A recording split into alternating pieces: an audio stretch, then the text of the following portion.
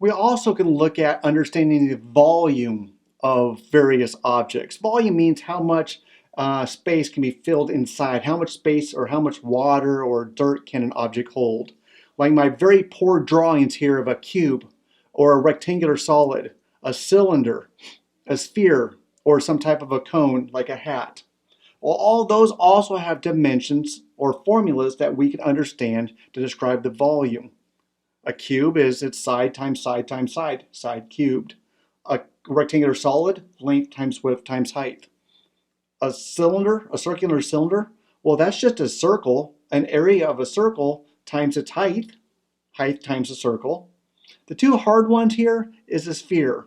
That's 4/3 pi r cubed, and this cone is 1/3 pi r squared times its height. So those are the two that you probably won't see as much, but regardless, it's still good to have a good understanding of where these are and how to use them and where they come from.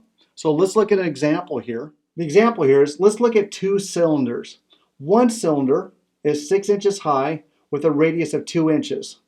I want to compare that to the cylinder that's 6 inches high as well, but its radius is doubled. And so what is the relative output of those two cylinders? What's the relative volume between those two cylinders? So this first one, I'm looking for the volume of a cylinder. And if I remember again, a cylinder, it's a circle stacked on top of itself h times. So it's going to be volume equals height, which is 6 inches, times a circle, which is pi. Radius in this case is 2 squared. So that equals 6 times pi times 2 squared. 2 squared is 4. 4 times 6 is 24. So the volume this cylinder contains is 24 pi square units, or square unit, or cubic units. It's a volume, so units are in cubics. This volume right here, let's look at the same idea. Its volume, again, is height. So it's the same height times pi. Its radius is just doubled. So that'd be 4 squared. 6 times pi times 4 squared. So it's 6, I got times 16. 6 times 16 is 96 pi.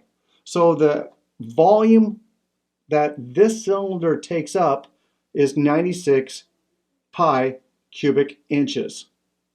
How much bigger is this one? I just doubled the radius. So let's compare the volume. This is my volume of the larger one, volume of my smaller one. So volume of my larger equals 96 pi. Volume of my smaller was 24 pi. If I divide those into each other, 96 pi divided by 24 pi, pi's cancel out, because again, I'm just trying to find the ratio between the two, and 96 divided by 24 is a 4. So that 4 tells me then the volume of the second cylinder is 4 times greater than the volume of that first cylinder. Although I just only doubled its radius, its volume is 4 times as much.